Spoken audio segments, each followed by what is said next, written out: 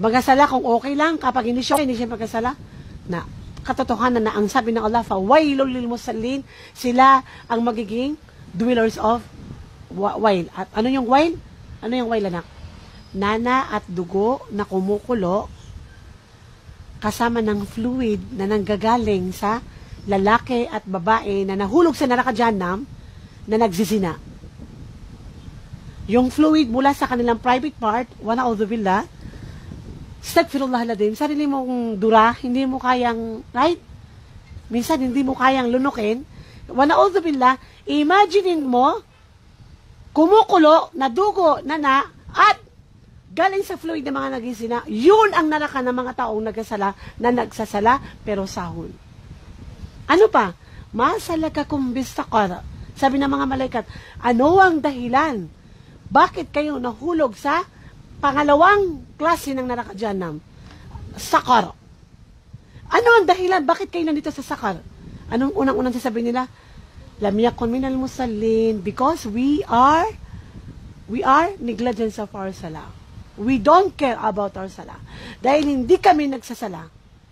So, ibig sabihin, ang pangunahing dahilan, ang mga tao sa neraka jahanam, sa sakar, na naraka ng Allah, ay mga taong hindi nagsasala. So, anak, dito sa mundo, pag hindi ka nagsala, stressful ka, impatient ka, mukhang pera ka, nagwawala ka, hindi ka kontento, right? Masisiraan ka ng ulo sa kahahabol ng dunya, sayaw mula kiyama, bilang pa doon sa wail at sakar na dalawang klase ng imperno ng Allah only because they are not praying. So, ibig sabihin, ang hindi nagkasala na both dunya and akhirah, they will suffer. They are going to suffer. Subhanallah. So, kailangan magsala tayo. So, anong sinabi niya? Ilal musallin alladhina hum ala salatihim daimun. Itong aya na to, mahaba ito, pero nag-conclude pa siya. Inulit niya uli. Walladhina hum ala salatihim yuhafidun. At ang hindi lang stress at impatient ay silang mga taong they strictly guarded their salah. So, devoted, constant, and they are protecting their salah. Na, ano to? At ako layakan? So, kailangan natin magsala. Anak, alam ng Allah na mahirap maging masaya. Alam ng Allah na mahirap makontento ang tao. Ito na, ibinigay na niya sa'yo. Kailangan mo magsala dahil ang sala lang ang magpapawala sa'yo mula sa depression na nangyayari sa buong mundo. Okay, ngayon, okay, nandoon ang aking lecture. It's okay. Ang sala, anak, ang sala, ang pinaka-importanteng ibada na magagawa ng isang tao. Alam niyo yung Propeta Muhammad sallallahu alaihi wasallam, may tinatawag sa life ng Propeta Muhammad sallallahu alaihi wasallam na year of sorrow. Yung year of sorrow ng Propeta Muhammad sallallahu alaihi wasallam is from as 12 years to 13 years of prophethood. Sabay-sabay yun, namatay yung kanyang lolo, and namatay yung kanyang asawa, na si Khadija. Ilang buwan lang namatay yung kanyang uncle, yung kanyang protector and most beloved uncle. He is not Muslim, but he is the protector of Prophet Muhammad sallallahu alaihi wasallam, Abu Talib. Namatay yung dalawa niyang anak na mga lalaki. And then from that moment, for the last 13 years, ng Makkah, ini-expel na siya ng mga Quraysh. So, pinapalayas na siya. Execution. From Makkah, kailangan niyang lumayas. So, ang tinawag dito ay Year of Sorrow. At anong ginawa sa kanya ng Allah? Alam ng Allah na sobrang nababagabag, napakalungkot ng Propeta Muhammad sallallahu alaihi wasallam, nawala yung kanyang pinakamamahal na asawa, advisor, nawala yung kanyang protector na uncle, at ini-expel na siya dahil wala na siyang protector mula sa Makkah. Ang ginawa sa kanya ng Allah, mula sa lupa, siya ay dinala ng Jibril sa arsh. Hindi lang sa langit. Sa arsh ng Allah subhanahu wa ta'ala. For the whole night. Right? Mahaba yung istorya na yan. Anyway, ang pinaka-purpose doon, anak, alam ng Allah na siya ay nalulungkot, alam ng Allah na siya ay depressed, alam ng Allah na siya ay sad, kaya dinala siya sa langit. At doon, sa pagpunta niya sa langit, iisa lang ang kautusan na ibinigay sa kanya ng Allah. Lahat ng kautusan ng Allah, ibinapadala ng Allah sa Jibril. Right? Through the Holy Quran. But except Salah. Ganyan kahalaga ang Salah. Mismo yung Propeta Muhammad sallallahu alaihi wasallam ang kusang nakipag-usap sa Allah. Doon niya kinuha sa langit, anak. Hindi pinadala sa lupa. Ganon ka-importante ang sala, kaya kailangan natin magsala. Right? And ang sala at akulay, the original of sala is 50. And then, back and forth, dinaanan niya si Ibrahim alayhi salam, si Musa alayhi salam. Ang dami ng mga propeta na dinaanan niya from 8 levels of Jannah. Ang sabi ng Musa alayhi salam, "Oh Muhammad, you go back to your Lord." Kung 50 ang sala na unang inutos ng Panginoon mo, sinasabi ko sa iyo, mahuhulog lahat sa neraka dyan ng ang mga umma mo. Yung mga umma ko, sabi ng Musa alayhi salam, ang lalaking tao, ilan ang edad nila? Ilan ang edad ng umma ng propeta ng Musa alayhi salam? 600 years. May isang babae, dinaanan ng propeta Moses, umiiyak. Hinuka na mong guraw. Ay, nabiyula, namatay yung anak ko. Bakit? Ilang taon ba yung anak mo? Pagkabata-bata lang po ng anak ko. Ilang taon ba? 300 years po. Uy, 300 years? Iman to, na 15 years old pa lang, di na po ano ng dengue, na-tuba na. 40 years old, nag-insulin na dahil kinain niya lahat yung haram na pagkain. Ayun, na-diabetes siya, di ba? Nasira na yung kidney niya sa dami ng kinain niyang pizza. Paano? Ayaw niyang pakainin yung mga nakakaawa sa Marawi. Di ba? Puro na lang sarili iniisip eh. Ang tuloy, nagkasakit. Right? Ay, hindi nila kaya yan, ya Muhammad. Balik ka! And then back and forth. From 50, naging 45, 40, 35, 30, going down to 5. Itong salanak na hirap tayo. Originally 50 to. Subhanallah. And then naging 5. Sabi na Musa alayhi salam, "Ya Muhammad, if I were you, you go back to your Lord." Hindi yan kaya ng umma mo. Ay, totoo yan. Totoo yan. 90% ng umma ng Propeta Muhammad sallallahu alaihi wasallam hindi nagsasala. Nagsasala lang kapag Ramadan. Pag marami pa nga nag-hajj, hindi kompleto yung sala. Matangwa lang. Yung mga nag-hajj na para lang masabi na mayaman kaya ako, kaya nakapag-hajj ako, may alam na this. May makikita nag-hajj, hindi pa rin makompleto yung sala. Right? May mga tao namang pasaway ng mag-hajj, talagang bagong buhay na. Ganun kahirapan na kansala. Hindi talaga siya biro. Right? Kaya nga sabi ng Allah, "Ista'inu bis-sabri was-sala, innahu lakabiratun illal khashi'un." Humingi kayo ng tulong ng pagsasabar at pagsasala ng kompleto kasi katotohanan ito ay napakahirap maliban sa mga taong natatakot sa Allah subhanahu wa ta'ala. It's not easy. Kapag magsasala ka talaga ng totoo at the beginning talaga mahirap. Pero mga 1 month lang yun. Yung parang tinatamad ka, feeling mo nauutot ka, kaabdas mo lang, parang may lumabas. Pero sa totoo lang, wala. Kasi sa sujud mo lang, yaks, parang may lumabas. Kasi that's a test, di ba? Titingnan ng Allah kung talagang sincere tayo sa pagbabalik loob sa Kanya. Right? Ano pa? Anak, ang sala, ang pinaka-importante na amal sa kabilang buhay. Lahat, ito may narinig ako na lecture. Ang sadaka mo, isang libro, set aside. Ang Ramadan mo, isang libro, set aside. Kung nakapag-hajj ka, isang libro, set aside. Lahat ng kabutihan na ginawa mo, set aside. Ang unang bibilangin sa Yawmul Qiyamah is the salah. Kapag ito ay nagtagumpay, sabi ng Propeta Muhammad sallallahu alaihi wasallam, lahat ng amal mo ay nagtagumpay. At kapag ito ay bagsak, automatically, damay-damay niya ang lahat ng ibada mo. At ako naniniwala ko doon. Example, anong patunay? Napapansin niyo pag Ramadan, Nisa? Mapeso, kahit yung lasinggero, drug addict, nagra-Ramadan. Maliban lang talaga sa pasaway. Usually, 90% ng mga Muslim nagpapakabait. Right? Kung makikita mo talaga yung, hala, subhanallah, si Ukhti, mashallah, yung Ramadan. Nag-hijab na. Nakikipag-away pa para sa Laylatul Qadr kasi nahuli siya sa masjid. So, napapansin mo, nagbabago lahat yung tao, di ba? Yun pasaway yun, nagbago. Kung ang pasaway na bago ng Ramadan, imaginein mo kung anong klaseng Ramadan ang mayroon ng mga nagsasala. Isipin mo lang, yung walang Ramadan, nagsasala. Sigurado ako, pumunta ka na masjid, alam mo yung Ramadan ng mga nagsasala. Yung totoong nagsasala, kahit kapag hindi Ramadan, ingat na ingat sila makapagsalita. Makikita mo talaga yung, subhanallah, kasi Nagsasalangan nung walang Ramadan, ano pa kaya nung Ramadan? Kaya naniniwala talaga ako, of course, sinabi ng Propeta Muhammad sallallahu alaihi wasallam. But literally, makikita mo talaga na kapag nagsasala ka, katotohanan na aayusin ka niya. Aayusin niya, i-uplift niya lahat. Bakit? Sinabi ng Propeta Muhammad sallallahu alaihi wasallam, ano, ng Allah subhanahu wa ta'ala, inna salata tanha anil fahsya'i wal munkar. Katotohanan na ang sala natin, tuturuan niya tayo, tutulungan niya tayo, faksya, yung naiwasan o iwaksi yung mga faksya. Faksya means, from the root word, wahish, yung nararamdaman natin na animalistic.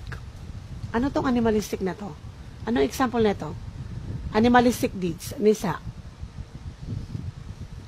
Hindi ba kahayupan yung nanay mo, hindi mo nire-respeto? Yung batang mas mahal pa niya si Beshi kaysa kay Mami. Mas lalo namang hayop yung mas mahal niya si Babes kaysa kay Daddy. Di ba? Si Babes, kailan lang nag-chat? Love na love mo na, yung daddy mo, buong buhay niya. Ilan ang tatay na hindi natutulog para lang sa paghahanap buhay. Yung iba pa nagnanakaw para lang maging attorney ka. Hindi ba kapagsada ka dahil sa kailangan mo? Di ba? Tapos isipin mo, si Babes, last month lang nag-chat, Babes na. Di ba? Hindi ba kahayupan yon? Gano'n daw kahayupan tao pagdating sa magulang niya? Ang pusa, kapag kitten, umiiyak kapag nawala yung nanay. Right? And then, habang lumalaki, hindi na niya kilala yung nanay niya. Pwede pa sila mag-away. Katulad ng any kinds of, including the lions, all animals are like that. Yun ang kanilang pagkatao. Pero yung tao daw, kapag maliit ka pa lang, hindi mo kilala yung nanay mo, di ba?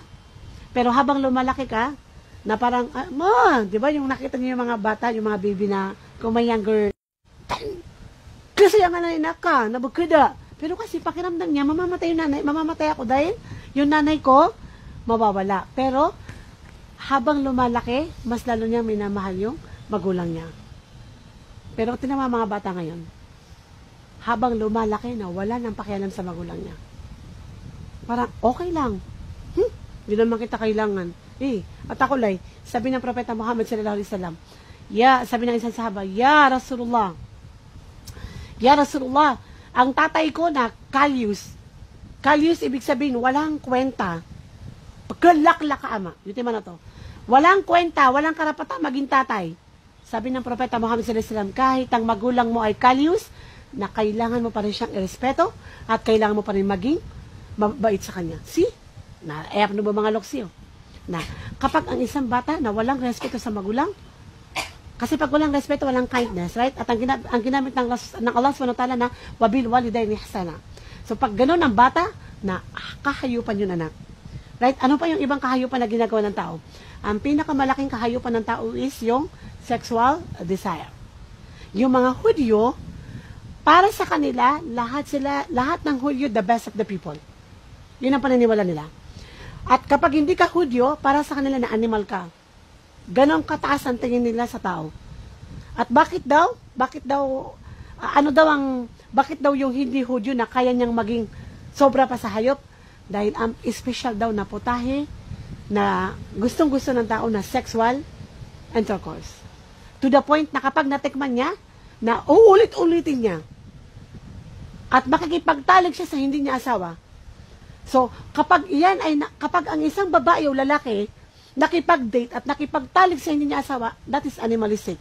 That is faksya. Yan ang sinasabi ng Allah na faksya. Nakaramdam ka ng pagmamahal sa lalaki, pero hindi po pwedeng makipag-relasyon ka sa kanya, sexual intercourse na hindi naman kayo kinasal. So, ang mga Hudyo, alam nila na lahat ng tao na may putahing kahayupan. Kaya, lahat ng kanilang organisasyon, ang putahin niya ay sexual intercourse. Hindi ka pwede maging mason pag wala kang ganon. Pag hindi mo binigay ang sarili mo kay daddy, sa fraternity, marinig mo na yung anong gusto mo, sarap o hirap. Right?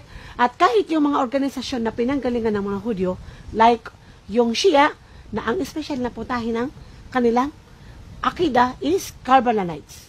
Yung gabi na kung saan, bahala na kung sino magsasama-sama. At pag nabuntis ang isang dalaga, magiging imam. At ganun din anak sa mut'a. ang paniniwala ng mga Shia, pag ang isang babae nakipag-sex sa isang lalaki na hindi niya asawa for 3 times, that is tao siya sa paraiso. Legal sa kanila ang prostitution. Yan ang totoo. Kahit yung kafir, hindi legal ang prostitution. Sa Shia, legal sa kanila ang prostitution. Sobrang nakakahiya. Mut'aanak ang tawag doon. And even for the ISIS, itong mga kapatid natin na naligaw na landas sa mga Daesh. Anong special na putahin ng kanilang akida? Slavery of war. Right?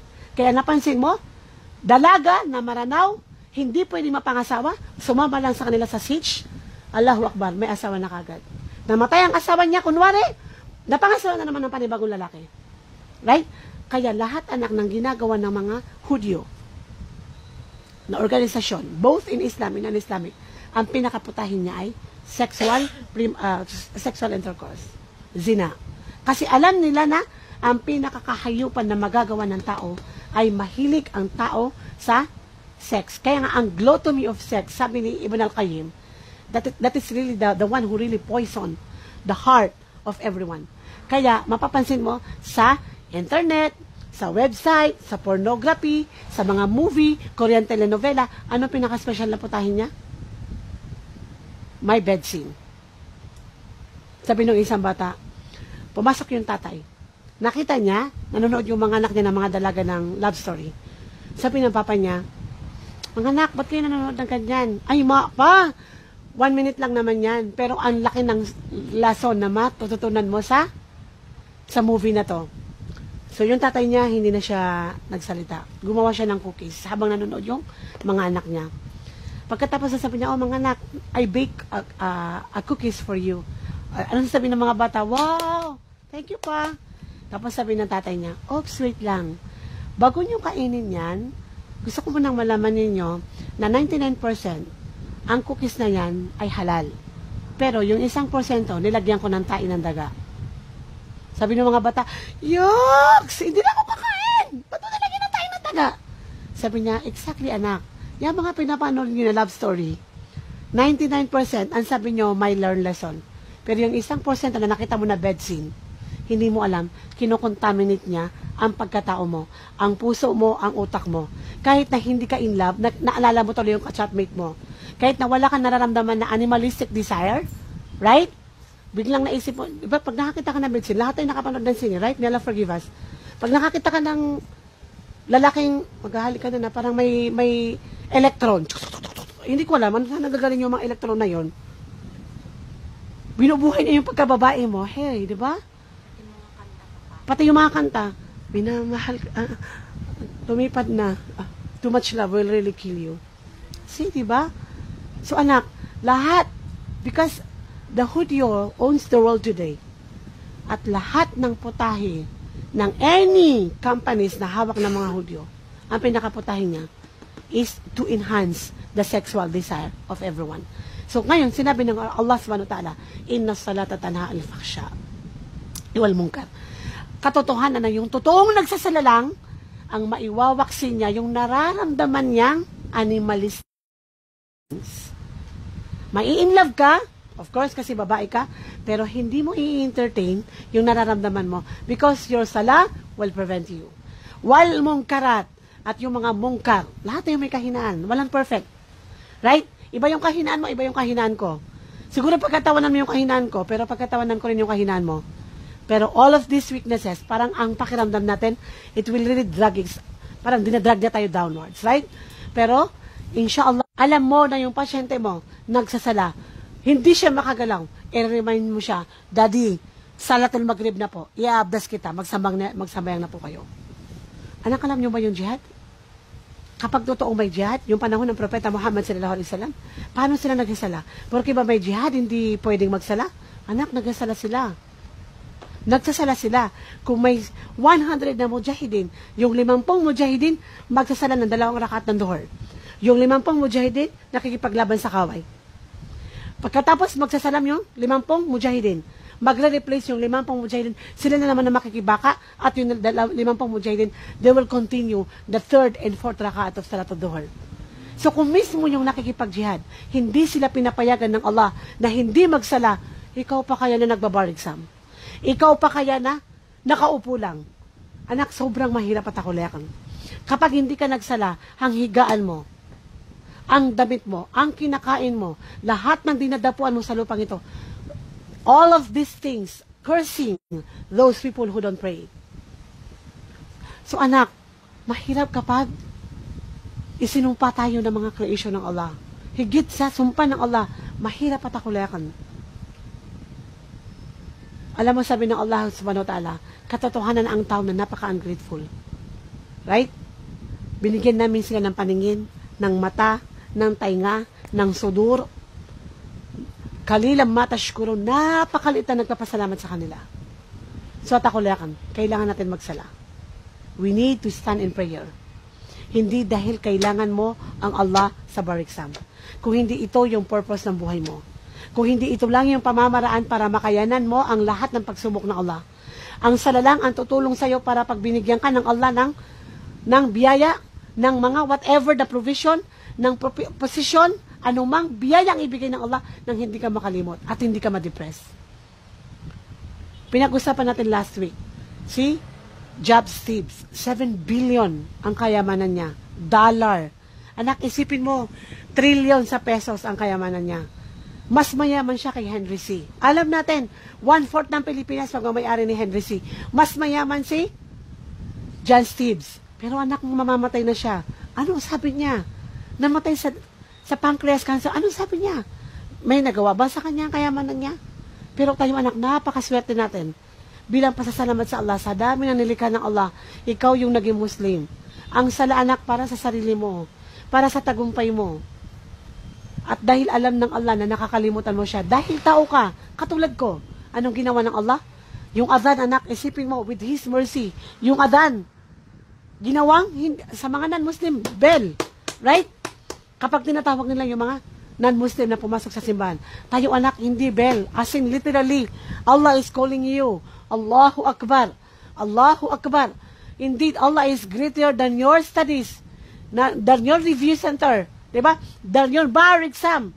Mas mahalaga ang Allah kaysa trabaho ko, kaysa mga anak ko. Allah is calling you, Allahu Akbar, Allahu Akbar. Asyhadu an la ilaha illallah. Asyhadu anna Muhammad Rasulullah. The muadhan, nire-remind ka niya na katotohanan na walang karapat-dapat na samayin maliban sa Allah at si Muhammad ang huling sugo. Ano pa? Anong kadugtong? Hayya ala salah, hayya ala falah. Come to prayer, come to success. Na ibig sabihin, anak, oo, magtatagumpay ka. Kung ikaw ay magiging attorney, magtatagumpay ka talaga sa mundong ito.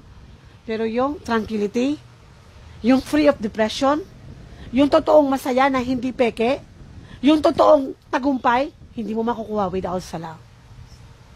So anak, hindi kailangan ng Allah ang ating sala. Tayo ang nangangailangan sa Allah. At isipin mo lang, sa bawat problema, instead na sabihin mo sa akin yung problema mo, sa dear kakasali, kaka, magpapakamatay na ako, dear kakasali, kaka. Sabi ko pala, naku, teke, meron palang solusyon. Huwag na kayong mag-dear kakasali. Hindi ako ang solusyon sa mga problema. Ano ang solusyon? Sala. Every time you open your takbiratul ikram, you open your conversation to Allah subhanahu wa ta'ala. Imaginin mo, kung si Duterte at ako lang, sasabihin niya sa'yo, di ba? Nabila, malaki 24 hours na, di ba? Ipagmamalaki natin, mag-prepare tayo, masayang-masaya tayo because we are honored to be the guest of the President of the Philippines. Anak, ang Allah subhanahu wa ta'ala, 5 times, that's the minimum, hindi yun na maximum. 5 times, alam niya na ayaw mo. Alam niya na depressed ka. You need to safeguard your sala in whatever situation kailangan magsala ka. Anak, ito ang susi natin sa paraiso. Every time you are rushing everything, anything na gusto mong i-rush. Hala, wait lang. Kulang ako sa time. 40 days na lang, mag-bar exam na. Anak, isipin mo lang, bila. Every time na nakatayo ka sa Allah, nakatayo ka sa Panginoon mo, who take care of all your affairs. Why should I rush my sala? Kasi ang etano pa ng gilan na nagsasala tayo pero para tayong pikak. Kapag nagwawaswas yung syaitan, magsujud ka lang. Kasi ang hindi ginawa ng syaitan ay hindi magsujud. Na magsusujud ka na, wala kang hiingin sa Allah. Ito katayapan sa syaitan. Pagkuwaspasan ako niyan. Magsujud ka lang, anak. Namnamin mo ang sarap ng sujud. Right? Sabi ng Rasul sallallahu alaihi wasallam, Ya Bilal, give us comfort in our salah. Comfort, anak. Ibig sabihin, pagod na pagod sila. Anak, walang taong hindi pagod. Ako, pagod ako. Kahit sabihin mo pa na dawa yung ginagawa ko at mga anak ko. Anak, nakakapagod. Hindi tayo malaikat. Ikaw pa kaya na ang pinagpapaguran mo pang dunya? Anak, mapapagod ka talaga. Sobrang pagod ka. Puno ang utak. Latay-latay na yung katawan mo. Ayaw nang gumana ng utak mo. Anak, give rest to your body, mind, and heart.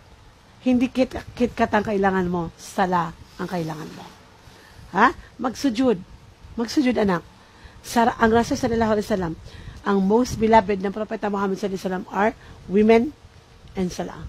Tayo, ano yung most beloved mo? Di ba? May bar exam, may pangarap, si babes, salah, mga 1,000 priorities ko na lang yan. Right? So, takulakan. Kung ayaw nating ma-depress, ayaw nating may stress, ayaw nating pag dumating ang pagsubok, kasi ang pagsubok, hindi mo mapipigilan. Pag gusto ng Allah, wala kang magagawa. Pag sinabi niyang mamamatay, mamamatay. Pag sinabi niyang magkakasakit, magkakasakit. Pag angkadar, mahu-hospital, wala kang magagawa. Right? So, kung ayaw natin ng ganon, kasi ang kakambal ng buhay ay problema, so, anong gagawin natin? Let's go back to our salah. Nak, pagkatapos ng bar exam, continuous na salah. Ha? Pagkatapos ng bar exam, continuous na salah. Pagbalik mo ng Marawi, maraming pagsubok. Alam ko yan. Minsan, ang napakalaking pagsubok, yung pamilya mo. Misi mo yan. Miya, panumasura ka.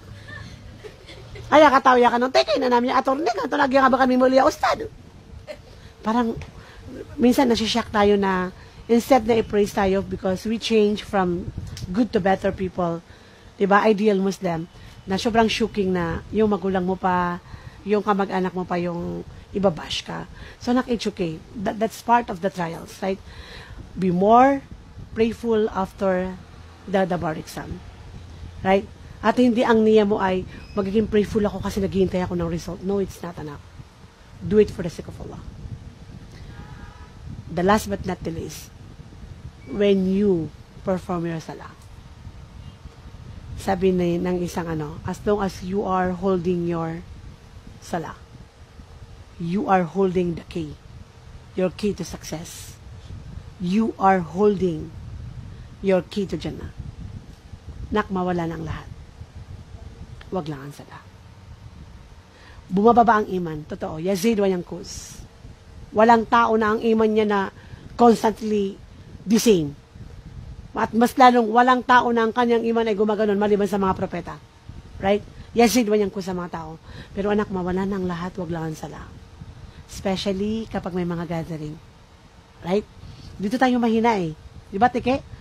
Pag may gathering na, pagkawin tanong sa whatever. Di ba? Miya alinin so kawiyag tano, so make up tano, so buntal tano, so bangkala tano. Ay, miya kasakit-sakit. Na tama sa sambayang tano na miya do. Tunok to sambayang. Tunok to paratiyaya. Kinakila yan eh.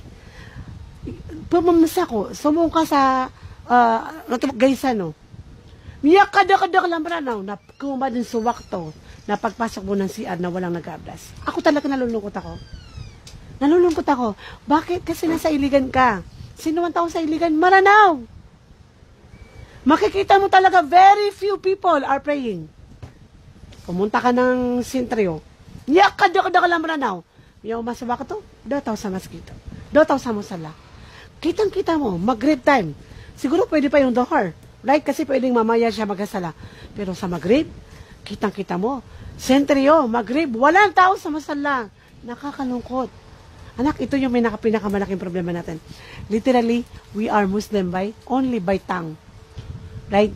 Pero ang pinaka-picture ng pagiging Muslim is not really the hijab or the abaya itself. Kasi tabya-tabya, naging fashion na lang ngayon ng abaya. Hindi mo na ngayon makukuha yung, dahil nakabaya siya religyosa, tabi-tabi. No. Tabi-tabi. Mimbolis ka na fashion. Mas makikita mo pa yung mga professional na normal naman namin na nagasala. Talagang bilid na bilib ako sa mga taong nakapants, nakaskirt, pero pagdating ng wakto, mawid sa, ipsin mo yan. Yun ang totoong Muslim. Right? So mga anak ko, ulitin ko lang, as long as you are holding your salah, you are holding your key to success. Both in dunya, and of course, you are holding your beautiful key to Jannatul Firdaus al-A'la. So mga anak ko, kailangan natin magsala dahil kailangan natin ng Allah. Hindi lang ngayong bar exam, kundi kataman sa kapatay tanong na kailangan natin ng Allah subhanahu wa ta'ala. So, ibinigay ng Allah ang susi sa lahat ng tagumpay, ang susi sa lahat ng exit para sa mga problema. Lahat anak, Allah completely guide us. Wala na tayong masasabi sa religion natin. Yung mga depressed na mga tao, pumapunta pa sa psychology. Napakadami ng mga taong ganun. Right? Tayong anak, hindi mo na kailangan magpunta ng psychology. Hindi mo na kailangan uminom ng mga anti-depression na mga tablet na ang kahinat-nat mo, masiraan ka lang ng ulo. Nandito ka lang anak. Isala mo lang yan. Isujud mo lang yan. Iusra mo lang yan. Inshallah, depression, wala na. So kung may anti-stress, anti-tablet, anti-depression, Salah is our anti-tablet. To conclude, may isang ukhti, sabi niya, may pinsan ako sa US and she's one of the very matagumpay na mananaw sa US. Tapos, nagkaroon siya ng depression. And then, syempre, dahil mayaman siya, sikat siya, whatever, pumapunta niya, sa tuwing umiinom ako ng antidepressant tablet na mas lalo ako masiraan ang ulo.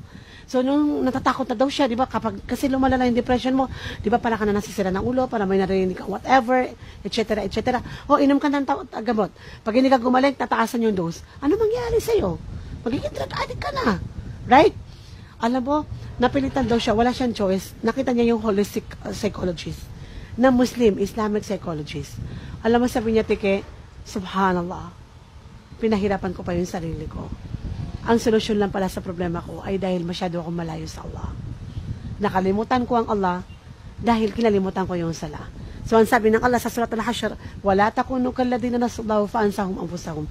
The moment nakalimutan nyo yung Allah, yung pag-aalala sa Allah, yung inyong sala, inyong dhikr, in return makalimutan nyo ang inyong sarili. Sabi niya, kinalimutan ko yung Allah kaya hindi ko na alam ang sarili ko.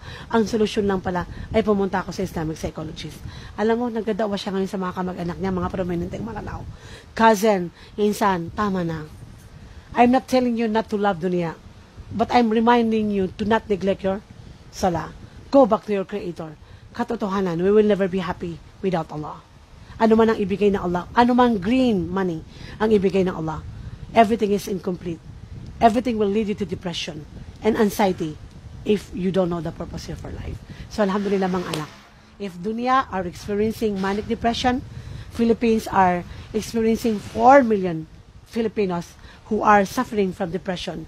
According to Asia Research, Philippines are the #1 depressed country. From the happiest people in the world, #1 depressed country. Why? Hindi nakasirelihiyo sa mga Pilipino. Mi subra din sudo debut Pilipino. Of all the Filipino, miya nobra sombranaw. Dangon na kailit ang napsuwan tano. Miya din sa original ang branaw. So bilang nga tawang branaw. So mga lokas tanawa, kana ba mga ulama na, ya Allah, din ginawa eh. Mga alay kalako Allah. Malay erga ko tungan yan. Miya din no to. Yang ang katanan to na yung minisam yung branaw. Professional ang branaw. Yang ustad ang branaw. Tablig ang branaw. Milyonaryo ang branaw. Ang tulak klase ang branaw. Ang branaw. Miya de so, branaw, pure ang branaw, bilang nga tao, amalay kalaksi ko Allah. Sa kaya nga sabi ko, ulit, ilang mabuso Allah, yako mas sa mga Espanyol, ang Marawi, safe. Yako mas sa mga Amerikano, ang Lanao del Sur, never been touched. Yako mas sa mga Japanese, may daladalang atomic bomb. Siya may pakpak, ang dala lang niya, itak. The land of promise, ang Mindanao. Iman to, sabab sa kaya babayatan sa dunya, may sobra sa babayatan ko dunya, wala tayong pakialam sa sala, naging sobra yung material world, binasa Marawi. So may problema tayo, anak. So anak, hindi pa huli ang lahat. To conclude, sabi nila, ang lumipas, yan ang pinakamalayo sa atin. Hindi mo na yan, may babalik. Araw-araw, the past is past. At palayo ng palayo. Pero may isang bagay na napakalapit sa atin, Tike. Ito ay ang ngayon at ang bukas. ang Allah, with His mercy, He doesn't care kung ano yung past natin. What is important to Him is our today and our tomorrow. So, anak, barakallahu fikum, puninaan si ko Allah Ta'ala, alangon ka no makapa sa bar exam, langon ka no makapa sa board exam, ugay na aya pinakamala, aibigay ka no Allah, na aya kapakapasyo, na makwa niyo, sususi ng tagumpay dito sa mundo at sa kabilang buhay. At ito po yung susi ng sala. Wa akhirun awan walhamdulillahi rabbil alamin. Assalamualaikum warahmatullahi ta'ala wabarakatuh. Okay, reflection tayo.